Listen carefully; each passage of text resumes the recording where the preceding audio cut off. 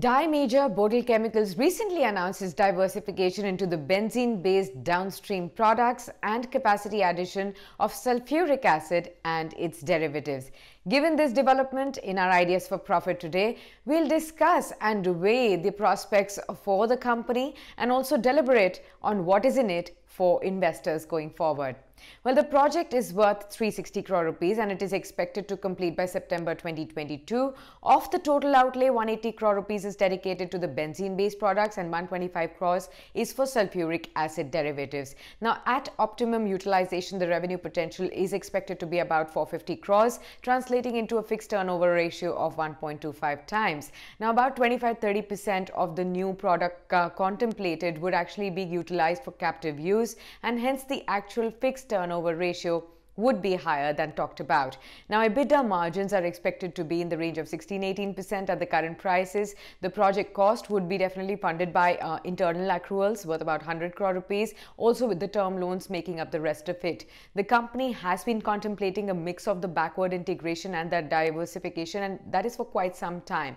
Now, in case of the benzene-based chemicals, the domestic demand exceeds the supply and there is considerable dependence on imports as well, even in the country currently. Now, further, all the products mentioned do have a growing application in the pharmaceutical and also in the agrochemical space. Now, it is for the same reason that key players such as Aarti Industries have also been expanding the capacity to include all of these. Aarti's nitrochlorobenzene capacity expansion project is also targeted to increase capacity to 1,08,000 tons from 75,000 tons with an investment of about 150 crores. Now, import trend for select benzene-based chemicals is also on an uptrend and hence offers a good import substitution opportunity for Indian players.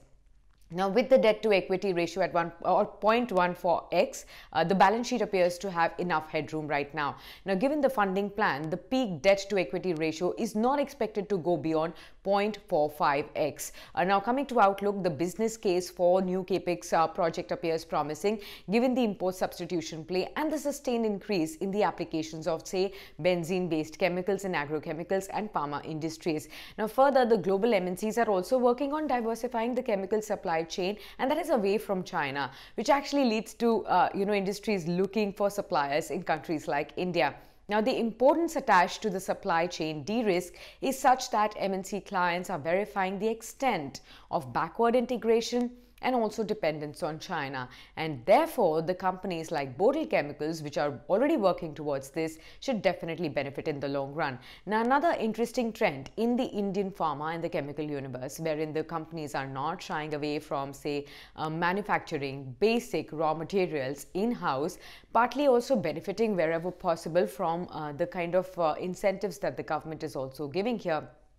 However, this capex will also play out from FY23 onwards, and hence the dynamics of the dye stuff industry will drive the earnings in the interim. And hence, the key watch would be the sustained revival in the end markets of, say, textiles, leather, paper, water and even chemicals business. Now, in the core business, the company's dependence on China is quite limited. It sources raw materials such as J acid, Tobias acid and also cyanuric chloride from China, which actually constitute about 3 to 4% of the raw material cost as well. Now, compared to that, at the industry level, about, say, 20 to 30% of the raw materials are also sourced from China.